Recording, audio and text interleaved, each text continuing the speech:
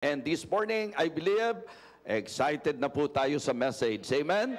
So, Deuteronomy chapter 8 po ang ating mensahe. I would like to request everyone, whether nasa Japan kayo, nasa Santa Mesa kayo, o nasa bahay po kayo. Okay? So, buksan po natin ang Biblia natin, Deuteronomy chapter 8. Ayan, tayo po tayo. At kung nakita na po, allow me to read the whole chapter, and please try your best to understand as I read our text sapagkat napakaganda po ng naisip parating ng mensahe ngayong umaga. Isang paalalang mahalaga sapagkat naniniwala ako na magkakaisang puso tayo na kung meron dapat ginugusto ang mga Kristiyano, ito po ay ang mapasaya ang Diyos. Amen? Agree po ba kayo? Yun din po ba ang nasa heart nyo, yung gusto natin mapasaya ang Diyos? So, ang isang bagay na wag natin gawin, yung mapasama po natin ang loob niya o mapighati po natin siya. Okay, Deuteronomy chapter 8, beginning verse number 1, all the commandments which I commanded this day shall you observe to do, that you may live and multiply and go in and possess the land which the Lord sware unto your fathers. And thou shalt remember all the way which the Lord thy God led thee these 40 years in the wilderness, to humble thee, and to prove thee, to know what was in thine heart, whether thou wouldest keep his commandments or no.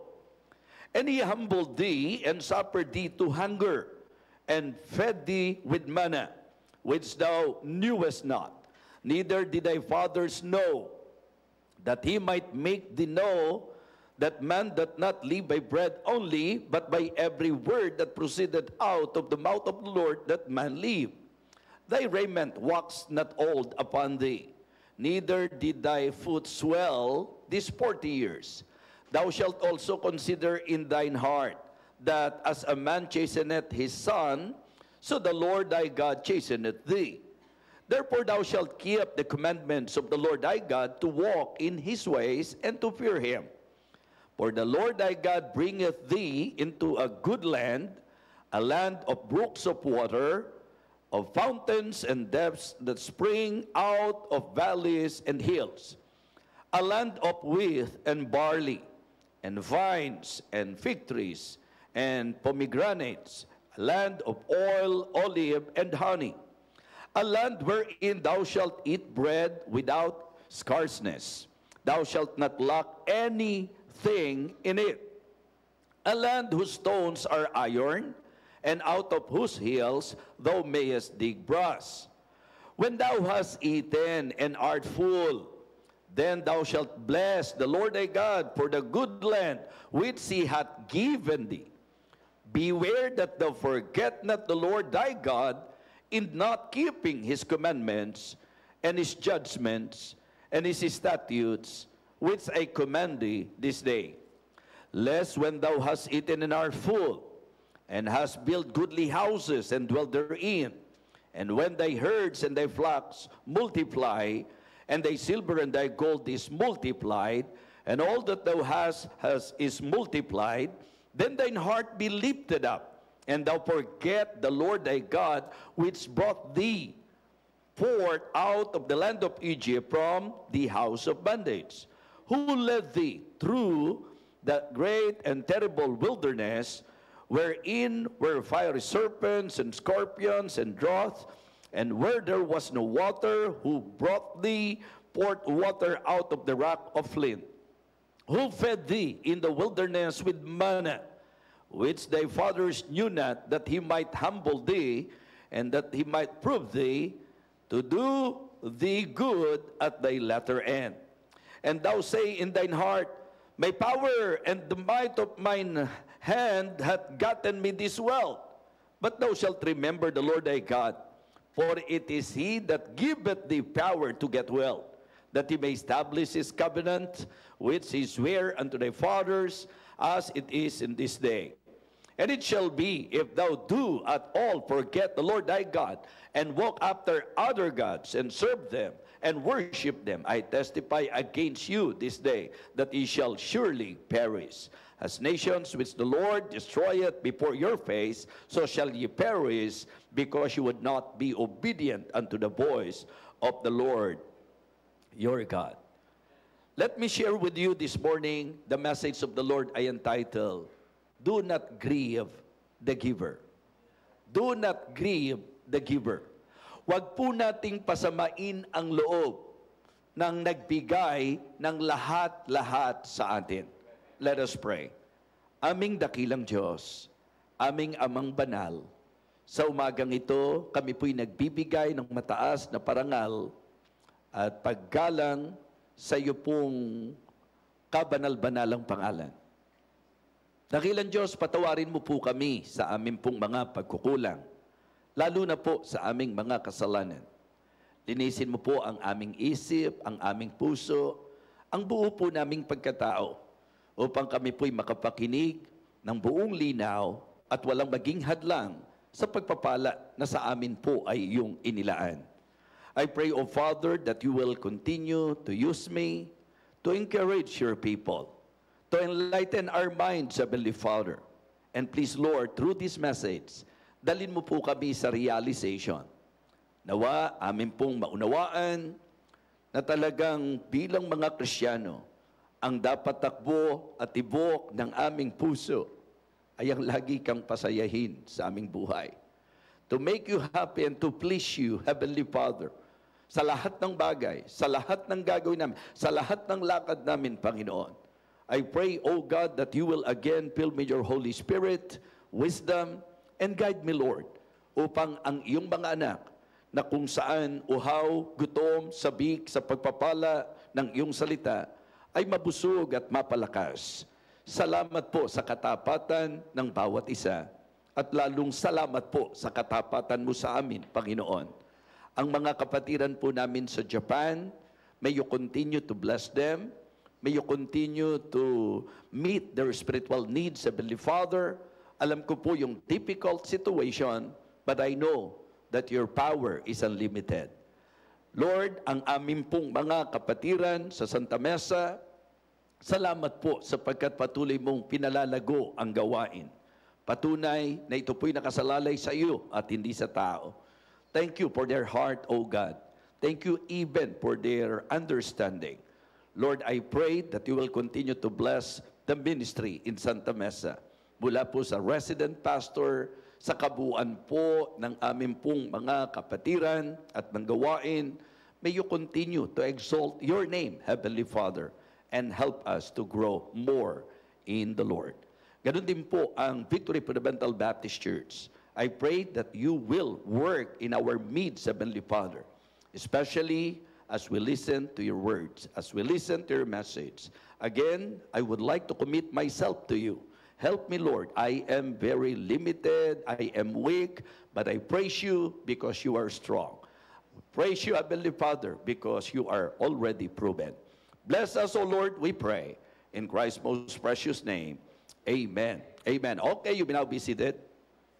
Sino po sa atin ang hindi po sasang-ayon na ang Diyos mula pa ng pasimula ay napakatapat na Diyos? God is ever faithful. He is always true to His promises. And in our text this morning, ito po ay ang patungkol sa naging pangungusap ng Diyos sa kanyang bayan, particularly sa mga Israelita. At alam po natin ang kasaysayan ng Israelites. Mula sa malupit na pang-aalipin ng Egypt, sa panguna po ni Pharaoh, they experienced so many worst experiences in their lives, mga kapatid. Hindi biro po ang kanilang mga naranasan. Kung paano sila po'y minaltrato, kung paano sila po'y binusabos, kung paano sila po'y inalipin, kung paano sila po'y sinaktan, kung paano sila po'y pinahirapan. At alam po natin na ang Diyos ay nagpahayag ng kanyang kagilagilalas na gawa upang ma-realize ng Israelites na ang kapangyarihan ng Diyos ay walang kapantay. What I mean to say, the Lord freed them. Ang Diyos, pinalaya po sila. And this is actually good for the believers to realize that we experience almost the same thing. Na tayo po'y nandito sa malupit na mundo, sa pangunguna po ni Satanas, na inalipin po tayo, nasunod-sunuran po tayo, dinala tayo sa kasamaan, tayo po ay pinagmalupitan, but praise God, iniligtas niya tayo. Amen? Praise God, He saved us. Are you happy na ikaw ay Kristiyano? Diba? So, hindi po ito pitik ng kamay. Ang pagiging Kristiyano natin ay meron pong naging matinding halaga. And the good thing in this message, dadalhin tayo nito sa realization na kung saan, kung gaano katotoo na sa buhay ng Israelites, sila po ay talagang pinagpakitaan ng Diyos, pinagpahayagan ng Diyos ng kanyang kadakilaan. Sa usapang biyaya, naging mabiyaya ang Panginoon sa kanila. Sa usapang pagpapala, naging mapagpala ang Panginoon sa kanila. Sa usapang proteksyon, pinrotektahan po sila. Sa usapang provision. What I would like all of you to realize, mga kapatid, being a believer, na ang Diyos ay subok sa usapang kapangyarihan, na ang Diyos ay subok sa usapang provision, na ang Diyos ay subok sa usapang proteksyon. Every day in our lives, mga kapatid, God is always providing for us, and God is always protecting us. Amen? Ganyang kadakila ang Panginoon. And then, try to evaluate. Saan ka dinampot ng Diyos? Saan tayo kinuha ng Panginoon? Sino tayo at ano tayo? But praise God, ngayon, nai-enjoy natin ang buhay sapagkat alam natin na ang Diyos ang kasama natin. Amen? At ang pangako ng Diyos, hindi niya tayo iiwan. Hindi niya tayo pababayaan. And we experience that sa buhay po natin. I believe the same sa naranasan ko po. Mga kapatid, ang bawat isa sa atin hindi makakatanggi sa katotohanan that God is very obvious sa ating everyday needs, how God is providing, mga kapatid, how God is working, kung paano siya gumagawa sa bawat isa sa atin. Now, binasa ko po ang buong chapter para ma-feel natin yung puso ng Diyos sa pamagitan ng kanyang pangungusap sa kanyang bayan. Ito po'y damdamin ng Diyos sa kanila. Mensaheng ipinarating ng Panginoon sa kanila. At para sa akin po, ito'y mensahe ng paalala. Para sa akin po, ito'y mensahe ng babala. Para sa akin po, ito'y mensahe ng pagtuturo. It is good na sa buhay natin to be reminded, to be rebuked, mga kapatid. And at the same time, mas maganda po na sa buhay po natin, makita po ang ating pong understanding doon sa kung ano po ang ipinararating ng Panginoon sa atin. Meron pong isang kanta na talagang kung tutuusin po, pwedeng ito lagi ang kanta natin dapat bilang mga Kristiyano araw-araw sa buhay natin. Count your blessings. Name them one by one.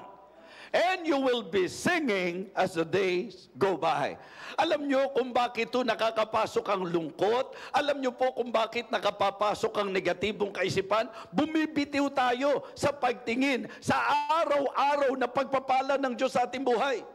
If we will just learn in our lives to always consider the goodness of God, the grace of God, the greatness of God, everything, sa kabutihan po ng Panginoon sa atin, ang titiyakin ko po, mga kapatid, walang magiging puwang ang kalungkutan. Amen? Hindi ka mabubuhay sa negatibong kaisipan. Just try to imagine, sabi ng Panginoon sa kanila, kung tutuusin, pinakain ko kayo. Amen? Pinakain ko kayo. Ang ibig sabihin lang nito, pinrovide ko ang pangangailangan nyo. Sa naging paglalakbay, iningatan ko kayo, itinawid ko kayo. Ang ibig sabihin, Kristiyano, ito'y paalala ng Diyos na nagdadala sa babala ng Diyos. Teka, baka sa lahat ng mga naranasan mo, baka sa lahat ng kapahayagan, ng kabutihan ko, magkaroon pa ng pagkakataon na makalimutan mo ako. Mga kapatid, do not grieve the giver.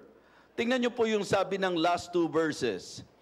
And it shall be, if thou do at all forget the Lord thy God, and walk after other gods, and serve them, and worship them, I testify against you this day, that ye shall surely perish. Huwag niyo pong i-take na magaang ang sinabi ng Panginoon. Huwag po nating itratong mababaw ang palo at parusa ng Panginoon. So it is good to be reminded, folks, na ang Diyos natin ay Diyos na namamalo kung kinakailangan.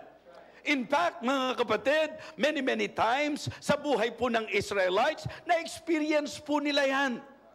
At alam ko, kung magpapakatotoo tayo, bilang mga totoong anak ng Diyos, nararanasan din po natin sa buhay natin na may mga pagkakataon na naandyan ang palo ng Diyos sa atin.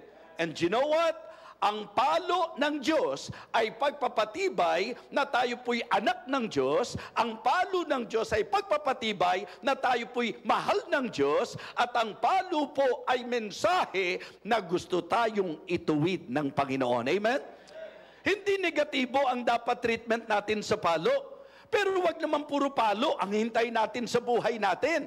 Mas maganda, mga kapatid, na tayo po ay sumunod, magpasakop sa Panginoon for us to enjoy yung kanyang blessing, mga kapatid. Sapagkat sa pagsunod, may pagpapala at sa pagsuway, may pagpapalo. Hindi po ba? Yan po ang simpleng katotohanan na atin pong naiintindihan. It is wrong for you to expect na ibe-bless ka ng Panginoon if you are disobeying God in your life.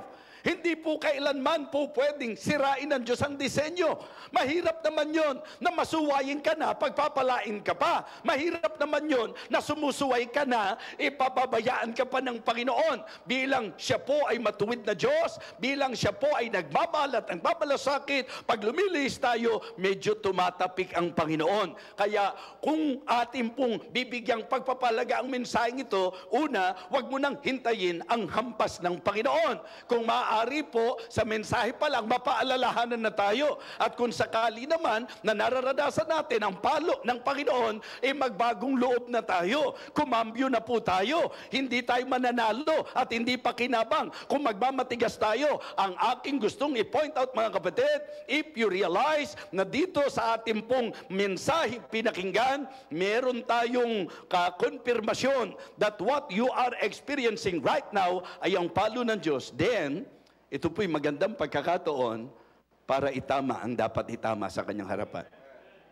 Members, ang gusto ng Diyos, pagpalain tayo. Ang gusto ng Diyos, maging masagana ang buhay natin.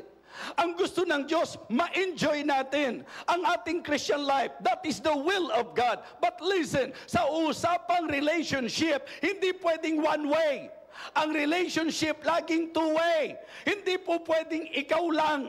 Maganda na isaalang-alang mo rin ang kaisipan ng Diyos, ang kalooban ng Diyos, ang damdamin ng Panginoon. At ito ang isang napakalaking tulong ng mensahe because in our text, very clear, and I believe I can say it is obvious that God is expressing His heart to His people and telling them na wag nating gawin ang mga bagay nito. To forget the Lord, to forsake the Lord, diba? To fail the Lord. Huwag nating hayaan na sa buhay natin parang okay lang na atin siyang kinakalimutan.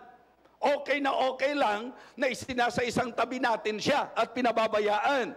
At okay lang kahit na ipapatalo natin siya, mga kapatid. Sabi ko nga, ito ang isang dapat klaro sa akin bilang Kristiyano na ang Diyos, katulad ng kanyang punto, nung kausapin niya si Satanas, na ipinagmamalaki niya si Job, ang ibig sabihin, ang Diyos ay very confident na si Job, hindi siya ipatatalo sa laban.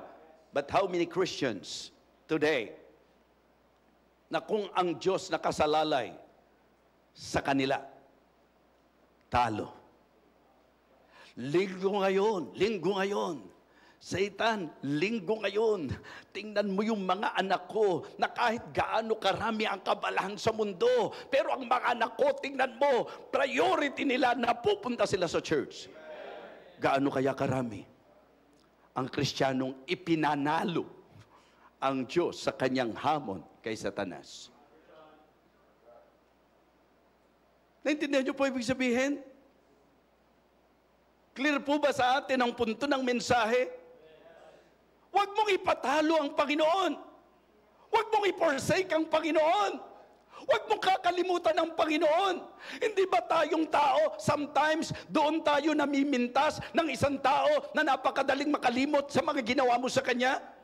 Tayo nga po kung tutusin, ano lang ba nagawa natin sa kapwa natin? Pero nasasaktan tayo pagka binaliwala yun. Nasasaktan tayo pagka ang dali-daling kinakalimutan kung anong nagawa natin sa kanila. Listen to me. Mga kapatid, kung ang Diyos ang pag-uusapan, napakahirap makalimutan. Kung tutusin, mahirap makalimutan ng Diyos na araw-araw bago ang kanyang habag.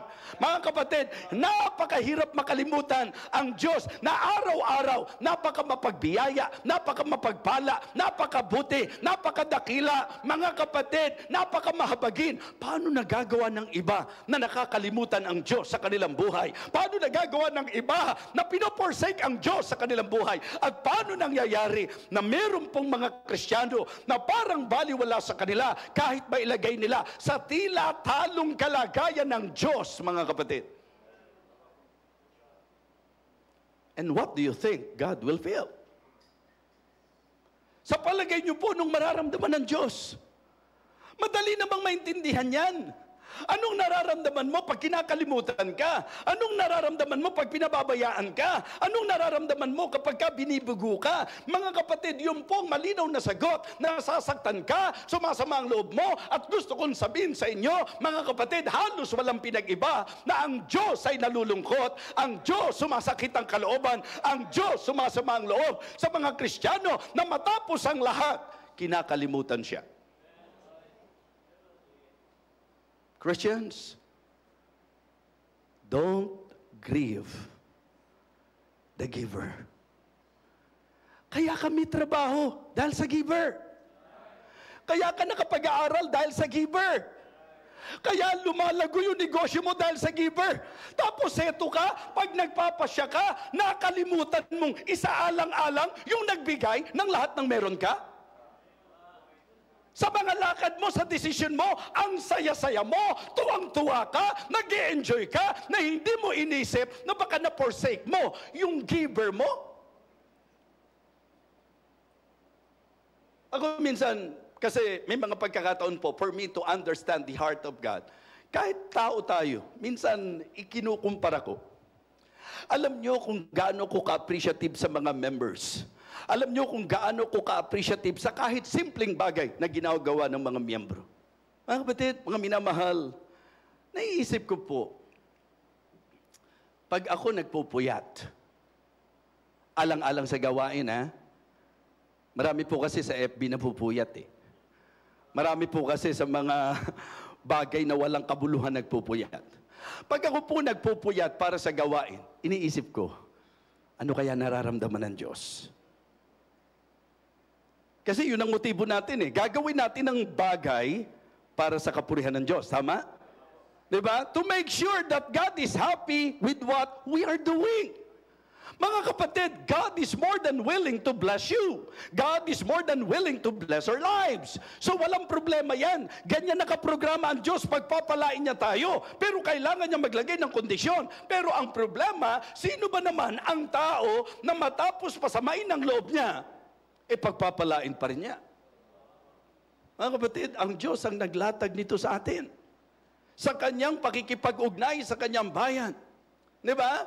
So ito po ang ilang mga bagay. So niliwanag natin, we should not forget the Lord, we should not forsake the Lord, and we should not fail the Lord. Pero in our message this morning, gusto kong sabihin that if you really want to please God sa buhay po natin, ang ating pong challenge, ang mensahe natin, do not grieve the giver. Number one, ang ating pong bantayan, guard our faith. Yes. Mga kapatid, ang sabi po ng Bible, but without faith, it is impossible to please Him. So ano po ba ang kabaliktaran nun? Kung hindi mo siya napiplease, automatically, nagigrieve mo siya. Kung di mo siya napapasaya, tiyak, napapalungkot mo siya. Kung di mo siya napapasaya, napapasama mo ang loob niya. Mga kapatid, mga minamahal, gusto kong maramdaman po ninyo ang Hebrews chapter 11, verse number 6. Ang napakagandang bagay po na po pwede nating maging dahilan para maintindihan natin na nagigrieve ang Panginoon kapag wala yung pananampalataya. Ang sabi po, but without faith, it is impossible. And the idea of that statement, it is impossible, it means to say, you can never please God. Hindi mo siya mapapasaya kapag wala ang pananampalataya. Sino ba naman, mga kapatid, ang matutuwa sa ganitong naging takbo at kaisipan ng mga Israelites na sa nakahabang panahon, sa napakaraming manifestation ng kanyang power, kung paano niya pinatunayan ang lahat ng kanyang ginawa, ng kanyang magagawa, ang kanyang kayang gawin. Pero, alam niyo po, majority of them, nabuhay pa rin sa pag-aalinlangan. Kung kayo po'y magiging particular, bakit hindi nakapasok sa promised land ang majority po ng Israelites? Ano ang lumabas na problema? Hebrews chapter 3, mga kapatid. Now we see na hindi sila nakapasok because of unbelief. Mga kapatid, mga minamahal, are you listening? How is our faith? Kamusta po ang ating pananampalataya? Matutuwa ba ang Diyos sa isang Kristiyano na iniligtas siya ng Panginoon mula sa kapahamakan? Binago ang kanyang buhay. Yung kakainin lang niya, hindi kayang ipagkatiwala sa Diyos. Yung provision para sa pangangailangan, hindi kayang ipagkatiwala sa Diyos. Don't grieve the giver. God is more than willing to supply all our needs. We just need to obey. Just observe to do kung ano ang pinagagawa ng Panginoon sa atin. Amen? Mga kapatid, mga minamahal, ang faith ang isa sa idiniin ng Bible na magpapasaya sa Diyos. Kahit sa New Testament, how many times na binigyan po ng emphasis ang tuwa ng Panginoon sa mga nagpakita ng matinding pananampalataya sa Kanya. Diba? Blind Bartimaeus.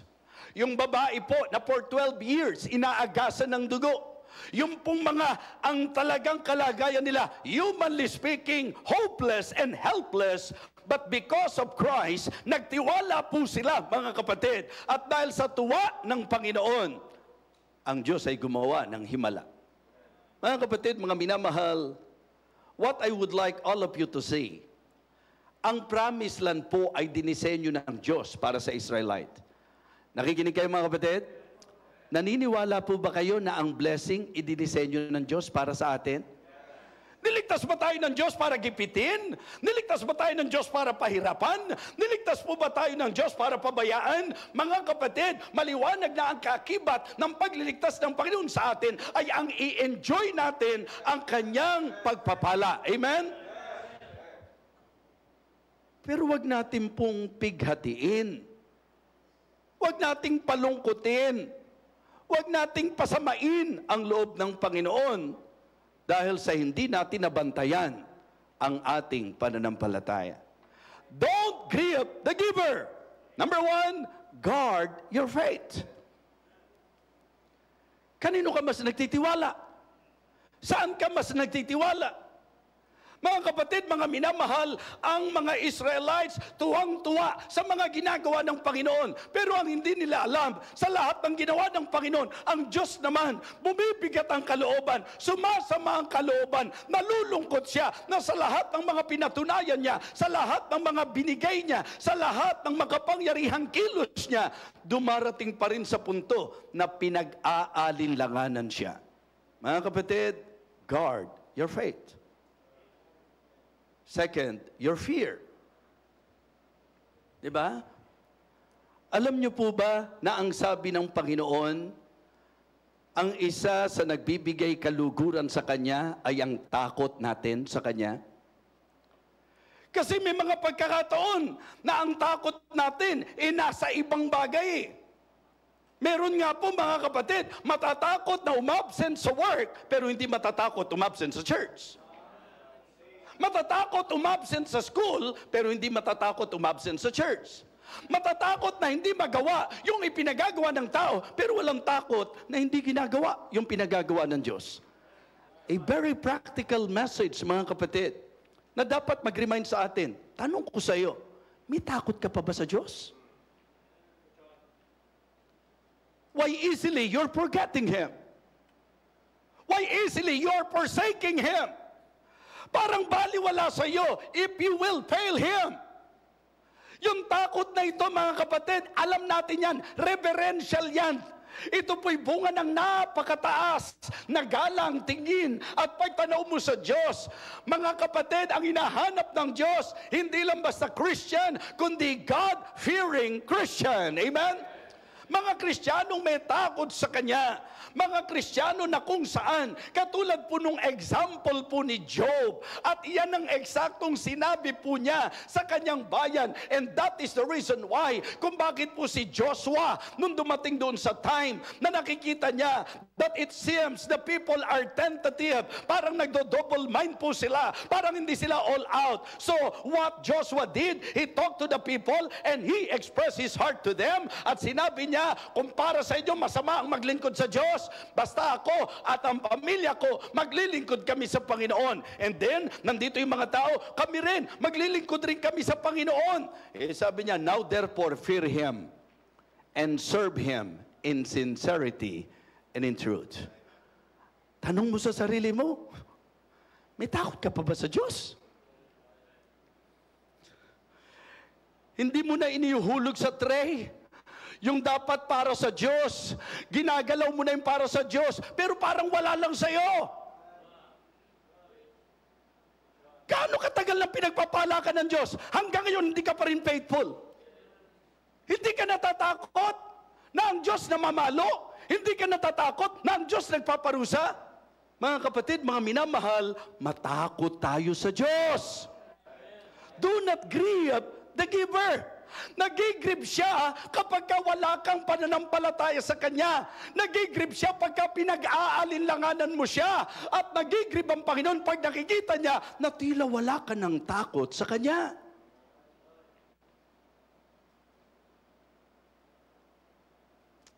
Ang sarap balikan ng Kristyanismo noong unang panahon. At harapin natin ang totoo. Nakakalungkot makita ang Kristyanismo sa panahon natin ngayon. Manifestations ng panganib ng mga huling panahon na hindi nyo mararamdaman ang takot ng tao sa Diyos. Mga kapatid, alam nyo yung takot na ito ang magiging dahilan para hindi mo pabayaan ang pagtitipon. Yung takot na ito ang magiging dahilan para ibigay mo kung ano yung dapat ibigay mo sa Panginoon. Yung takot na ito ang magiging dahilan para hindi mo siya paglingkuran mo siya dahil may takot ka sa Panginoon.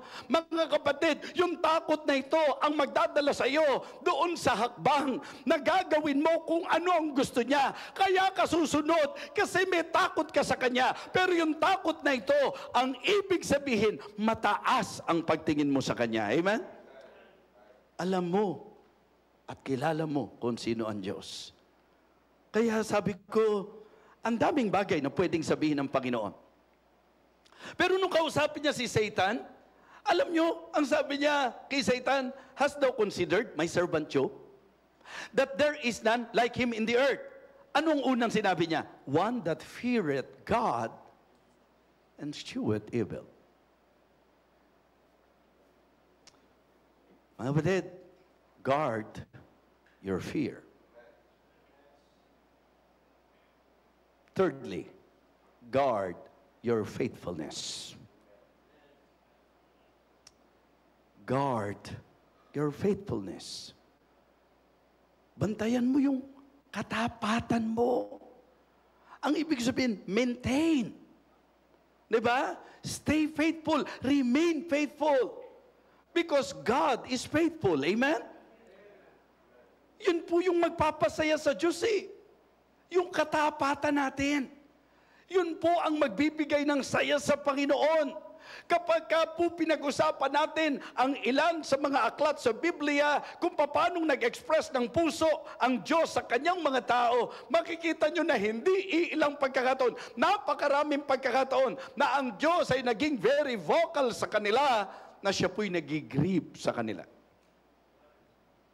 Naalala nyo po kung bibigyan pansin natin sa lahat ng ginawa ng Panginoon, yung manifestation ng kanyang power, dumating pa na meron pong mga nagdadalawang isip sa kanya. Meron pong mga nag-aalinlangan pa. Yung iba po gusto, bumalik na lang sila sa Egypt. Parang hindi na nila kayang pagtiwalaan na may tatawid sila ng Panginoon. Mga kapatid, tiyak na may tatawid tayo ng Panginoon. Amen? Tiyak po yan. Walang duda yan. Usapan lang ito ng pananampalataya mo. Usapan lang ito ng takot mo sa Kanya. Usapan lang ito ng pagtatapat mo sa Kanya. Hindi ka talaga makatatawid kung may problema ka sa tiwala sa Diyos. Hindi ka talaga makakatawid kung wala kang takot sa Diyos. At kung hindi ka magtatapat sa Panginoon. Amen? Mga kapatid, yun ang tinutungtungan. Just observe to do. Obey God in your life. Huwag mabago ang iyong pananaw. Ang susi para pagpalain, ang susi para pasaganahin. Ito po ay ang ating pong pagsunod. Yun ang key para ang Diyos i-bless po tayo. Pero mga kapatid, sa kabilang panig nito, lahat ng mga magulang, anong damdamin nyo pag sinusuway kayo ng anak ninyo? Ay, ako po, napaka-proud ko. Pinagmamagaling ko nga eh. Alam mo, yung anak ko, sa 7 inutos ko dyan, 8 ang sinuway. Meron ba kayong ganung anak? Mga kapatid, I am very sure na ang simple at ang praktikal na ilustrasyon na ito ang magbibigay sa inyo ng malinaw na mensahe na sa buhay natin, gaano kadalas nating sinusuway ang Diyos? Ngayon, kung baliwala sa iyo, kahit sinusuway mo ang Diyos, tinitiyak ko sa iyo, isa ka sa nagpapasama ng loob ng Diyos. I am very sure that God is not happy having children na talagang disobedient, mga kapatid. Who are disobedient and not observing kung ano ang dapat nilang gawin. Kaya mga kapatid, sabi ko nga, ang Diyos, siya ang greatest giver. Okay lang, kung hindi kayo sang-ayon, okay lang.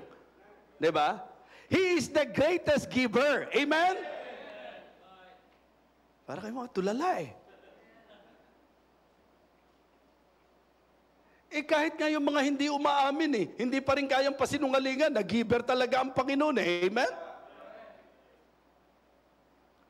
Now, Him being the greatest giver, tanong ko sa inyo, ano deserve niya? Kalimutan mo? Pabayaan mo? Biguin mo? Hindi po yun ang deserve ng Panginoon. Ang deserve ng greatest giver ay ang pagtiwalaan mo. Igalang mo, kilalanin mo, katakutan mo, at pagtapatan mo. Amen? Yun po ang deserve niya. Yung pagtatapat. At alam nyo po ba, katibayan na masaya ang Diyos sa faithfulness? Alam mo ang sabi niya, a faithful man shall abound with blessing. Kumbaga, sa pagbibigay ng Diyos, ito yung lalong nagbibigay ng gana sa Kanya para lalo kang bigyan, para lalo kang pagpalain. Kaya nga ang sabi po, ako particular doon sa kung ano ang ginamit po ng talata. Ang sabi po, a faithful man, hindi lang shall be blessed. Ang sabi, shall abound with blessing. Kaya pag nakakakita kayo ng mga nagtatapat at pinagpapala ng Panginoon, imbis na mainggit kayo, mahamon tayo. Amen? Hindi yung maging negatibo tayo. Ang kasaganahan na bunga ng katapatan ay hamon na dapat tanggapin natin. Well, totoo talaga sa Kanya.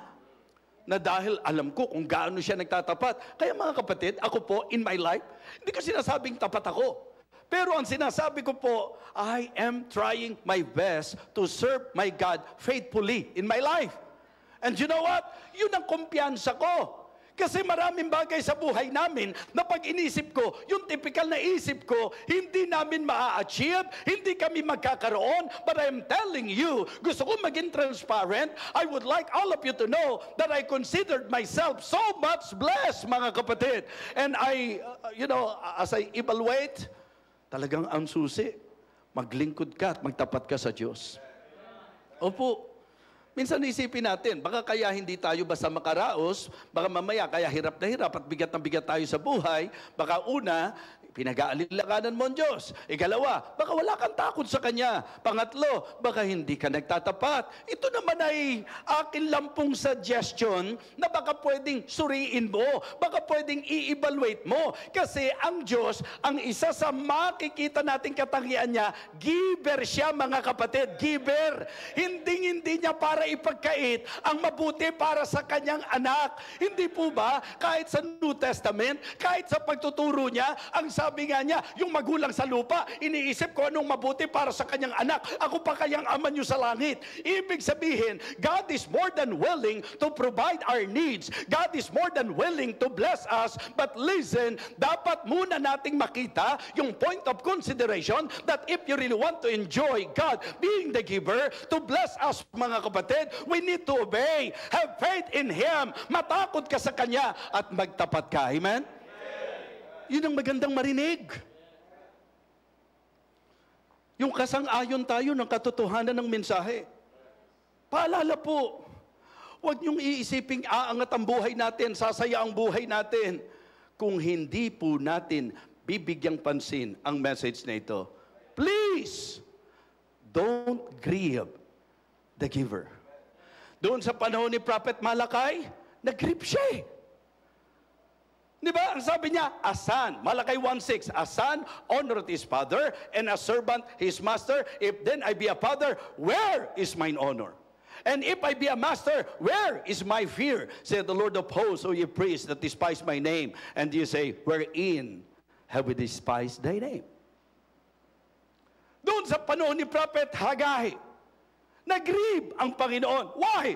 Kasi nagsisikap kayo, sobra-sobra, todo-todo ang pag-aasikaso nyo para sa inyong sariling bahay, para sa inyong sariling buhay, pero ang bahay ng Panginoon, pinabayaan yung wasak. Now, therefore, saith the Lord of hosts, consider your ways. Nag-grieve ang Panginoon. So, kanya-kanyang evaluation po tayo. Kanya-kanyang pagtatapat sa sarili po tayo. Saan mo mailalagay ang sarili mo? Mga kapatid, eto pa. Ang danger pa, ang akala kasi ng iba, pagka marami sila ng maraming bagay, yun po ang pinagpala. Mga kapatid, alam niyo po, to reach the level of contentment and satisfaction in your life, yan ang tunay na pagpapala. Kasi kahit ang dami-dami mo na, kung talagang laging ang pakiramdam mo kulang at kulang pa, ibig sabihin yan, hindi ka talaga pinagpala. Kasi pag blessing ng Panginoon ang pinag-usapan, okay, Lina's favorite eh. Lina's favorite. The blessing of the Lord, it maketh rich. And He added no sorrow with it. Kung blessing talaga ng Diyos yan, hindi dapat yan ang dahilan kung bakit magulo pamilya mo. Kung blessing talaga ng Panginoon yan, dapat ine-enjoy mo. Kung blessing talaga ng Panginoon yan, dapat nagpabuti sa iyo. Kung blessing talaga ng Panginoon yan, dapat nagpahigpit ng yakap mo sa Diyos. Kung talagang blessing ng Panginoon sa iyo yan, dapat naglapit sa iyo sa Kanya at hindi yung naglayo sa iyo. Na yan ang dahilan ba't di ka makadalo. Na yan ang dahilan kung bakit may naging kaagaw ang Diyos sa buhay mo. Hindi blessing yan. Bigay ni Satanas sa iyo yan upang ilayo ka sa Diyos. Kaya sabi niya, eto proven. Lahat ng meron kayo, binigay ko sa inyo yan. Diba? I have fed you with manna. Talagang nag-provide ang Panginoon. Kumbaga, ako'y nag-provide para sa inyo, pinrotektahan ko kayo, at lahat ng meron kayo, hindi po siya nang hinayang na yan ay binigay ko sa inyo. Ang iingatan nyo lang, yung makalimot kayo sa Diyos. Ang iingatan nyo lang, yung pabayaan nyo at isa-isang tabi nyo ang Diyos sa buhay nyo. Ang pababayaan, ang dapat lang pagbabantayan natin ay ang biguin natin ng Diyos sa ating buhay. At heto pang matindi, yung darating ka sa kaisipan, na dahil ang pakiramdam mo, maganda na trabaho mo ngayon, na ang pakiramdam mo, nabibili mo na ang pagkain gusto mo, okay, nakakabili ka ng mga gamit na gusto mo, mag-ingat. Baka mamaya dumating ka sa kaisipan na talagang kaya ka meron ng mga bagay na yan ay dahil sa iyong sarili at nakalimutan mo na yan ay dahil sa dakilang giver. At yan ay ang Panginoon. Amen? Don't grieve the giver. Mga kapatid, do not forget Him. Do not forsake Him and do not fail Him. Don't grieve the giver. Guard your faith. Guard your fear. And guard your faithfulness. Huwag natin lolokohin sarili natin, ha? Huwag tayong darating doon sa punto na maghihintay ka na pagpalain ng Diyos ang buhay mo, absent ka ng absent, unfaithful ka, wala kang takot sa Kanya, pinag-aalinlanganan mo siya. Huwag na huwag kayong mag-expect kung ganun ang takbo. Bakit? Sapagkat derechahan, sasabihin ko sa inyo, nagigrip ang Panginoon. Pag nagdududa ka sa Kanya, pag nag-aalinlangan ka sa Kanya, nagigrip ang Panginoon. Pagka wala kang habas na gumagawa ng kasamaan at wala kang takot sa Kanya, at nagigrip ang Panginoon na hindi ka tatapat sa Kanya. Nawa, ngayong umagang ito'y maging eye-opener sa bawat isa sa atin. Kasi baka medyo napipikit na po tayo. Baka medyo nalilibang na po tayo. Baka medyo nakakalimot na po tayo. At umaasa po ako na seseryosohin niyo po ang mensahe. Isang napakahalagang paalala. Kung merong hindi mo dapat pasasamain ang loob. Yan po una sa lahat ay ang Diyos. Don't grieve the giver. Huwag nating pasamain ang loob ng mapagpalang Diyos sa ating mga buhay. Nakikita ko na kapag napapasaya natin ang Diyos, ang tiyak, pagpapalain ng Diyos ang ating mga buhay. Saan tayo dapat dali ng mensaheng ito? Pagka kumakain ka ng mana, dapat nagpapaalala yan sa iyo sa Diyos. Hindi yung kung kailan ka nagkaroon, nakalimutan mo siya. Dapat yung lahat ng meron ka, tagapagpaalala sa iyo yan sa giver. All of the things that you have, all of the things that you're enjoying, all of the things na talagang masasabi nating tinanggap mo, dapat hindi nagpapalimot sa iyo yan sa Diyos. Dapat nagpapaalala yan sa Diyos. Mga kapatid, dapat hindi yan magdadala sa kalagayan na pababayaan mo ang Diyos at bibiguin mo ang Diyos. Dapat ang lahat ng blessing na yan, ang lahat ng tinatanggap mo, ang lahat ng nararanasan mo sa Diyos, dapat laging magpaalala sa iyo sa Diyos. Dapat lalong magpahigpit ng yakap mo sa Diyos. Dapat lalong magdala sa iyo sa pagtatapat mo sa Diyos. Amen? Do not grieve the giver. Guard your faith, guard your fear, and guard your faithfulness. Tumayo po tayong lahat. Tutugtog po, mga kapatid, sa himig ng paanyaya. Wala na pong paligoy-ligoy pa. The message is straightforward. The Word of God is very clear. Kung di ka na nababagabag, nalulungkot ako para sa iyo. Kung hindi ka na nababagabag, na napapabayaan mo, nakakalimutan mo at binibigo mo ang Diyos, pinagpapalit mo ang Diyos sa buhay mo, nalulungkot ako para sa iyo. Pero ang mas malala, tinitiyak ko na nag-grieve ang Panginoon. Why not this morning? Magsisi tayo. Hingi tayo ng tawad sa Diyos. Maybe unintentional na nangyari sa buhay mo ito. Na ngayon marami nang nauuna sa Kanya. Na ngayon napakarami ng kapalit ng Diyos sa buhay mo. Sadya kung binasa yung buong chapter, para sa pagbasa pa lang, nakuha nyo na yung mensahe ng Panginoon. Nilinaw po niya, mga kapatid. Ang sabi niya, and it shall be, if thou do at all forget the Lord thy God, and walk after other gods. Gaano na karami ang kaagaw ng Diyos sa buhay mo? Gaano na karami ang kumukuha ng panahon mo higit sa Diyos? Now is the time for us to come to God and ask for His forgiveness. Thank you for opening my mind, Lord. Thank you for this rebuke. I need this rebuke, Lord. Forgive me, Lord.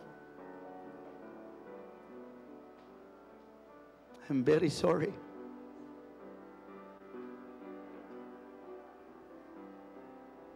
And thank you for enlightening my mind this morning. Lord, you know that I do not want to grieve you. But thank you for this message. What a realization. Paano siyang hindi magigrieve kung nagdududa ka sa Kanya at pinag-aalinlanganan mo siya? Paano siya hindi magigrieve kung wala ka ng takot sa Kanya? Paano siya hindi magigrieve kung hindi ka nagtatapat sa Kanya?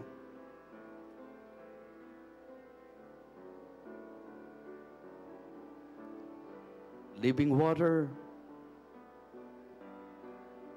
Baptist Church Santa Mesa, Living Water Baptist Mission Japan, Victory Fundamental Baptist Church, members, listeners, napakahalaga na dumating tayo doon sa point na sa pakikinig natin ng mensaheng ito, maging particular tayo na kung meron tayong hindi dapat gawin sa buhay natin, ay ang pasakitin natin at pasamain natin ang kalooban ng Diyos na nagbigay ng lahat-lahat sa atin. Don't grieve the giver. Gracious, loving Father, thank you so much for talking to us. Thank you so much for reminding us. Thank you for rebuking us. Lord, forgive us. Nawa ito po'y maging revival para sa amin. At doon po sa mga may pagmamatuwid sa sarili, na ang tingin, sila po'y ganap at lubos sa kabila ng kung tutuusin sa hindi ilang pagkakataon, napapabayaan ka namin, Lord, give them sensitivity, an honest heart, Lord. We are here today, Lord, humbling ourselves before you, asking for your forgiveness. Sorry, Lord, for grieving you so many times. Forgive us. Forgive us. Kaawaan mo kami, Panginoon. And give us another chance. Bigyan mo kami ng pagkakataon na maituwid po namin ang dapat maituwid sa aming buhay. At bigyan mo kami ng biyaya at lakas upang ito po yung aming maggawa. Napakaliwanag po ng mensahe. Ang paalala ng mensahe at ang babala ng mensaheng ito. Talagang hindi matuwid. Nakalimutan namin ang siyang dahilan kung bakit meron kami ng mga bagay na ini-enjoy namin sa buhay namin. Forgive us, Lord. Forgive us. At huwag kami maghintay na dumating doon sa punto na papaluin mo pa kami bago matauhan, Panginoon. Thank you. Thank you, Lord. Nawa mapagtibay ang pananampalataya namin sa iyo, ang takot namin sa iyo, at ang pagtatapat namin sa iyo, Panginoon. Nawa ito lagi namin mabantayan. Our faith, our fear, and our faithfulness to you. Thank you so much, Heavenly Father. And I pray that this message will create great impact, not just in our lives, but in our church, Heavenly Father. To your church, O God. Salamat po, Ama. Ito po ang aming panalangin. Sa pangalan po ng aming Panginoong Jesus. Amen. Amen.